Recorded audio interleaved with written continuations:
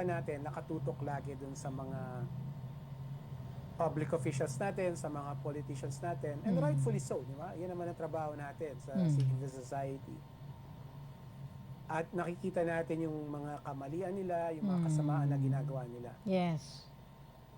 But nakakalimutan natin na pwede naman natin baguhin yan eh. Pwede natin matigil yan, yung mga pangyayaring ganyan, no? Yung mga corruption, yung mga kaguluhan sa Senado nakikita natin. We can still stop that as voters. Okay.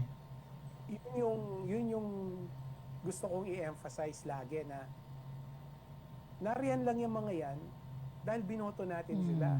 Yes. Yung mga senador na yan na kinaiinisan natin ngayon, binoto natin yung mga yan. Right? Sa kasama rin tayo sa toxicity. Ano? But the other side of that is kaya natin baguhin. Yes. Ganda. Nasa kamay natin yung pagbabago. So that's what I'm trying to emphasize, no. So simula pa lang ngayon, dapat meron na tayong commitment na wag na tayong bumoto ulit. Hawakan na natin yung beat.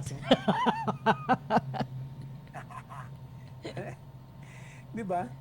Tulungan natin yung mga kababayan natin na mas karapat-dapat na maboto. Kasi alam mo, Cecil, hindi naman nagkukulang yung bansa natin ng mga karapat-dapat na iboto eh. Oo nga. Bawat eleksyon nakikilala natin sila.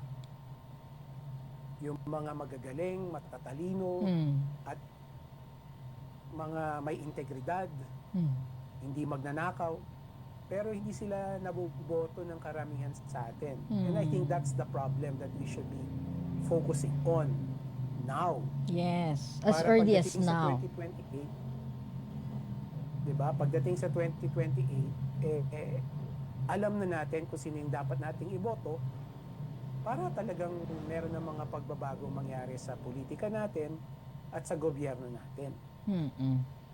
Okay. Ganda. And so, what should we look out for then in the next days and weeks to come, Attorney Michael? Well, unfortunately, palagay ko patuloy pa rin itong kakatawang nangyayari sa Senado. Lalong-lalo na darating na yung impeachment ni Vice President Duterte. Sa palagay ko, marami pa ring fireworks na mangyayari. So I think talagang ang responsibilidad ng media ay mabigat. No? Yes. Kasi tayo sa media ang inaasahan namin na tutulong para makita talaga kung ano yung totoong nangyayari. Right? Yes. Lalong-lalo na ang daming mga vloggers, influencers na kung ano-anong kinakalat sa information natin, information ecosystem natin. So, a lot of the responsibility now falls on journalists like you to help us, tulungan kami. Tulad ng ginagawa natin ngayon, no? Tulungan yung mga kababayan natin na makita talaga yung mga totoong ginagawa ng mga hinalal natin sa pwesto. Okay.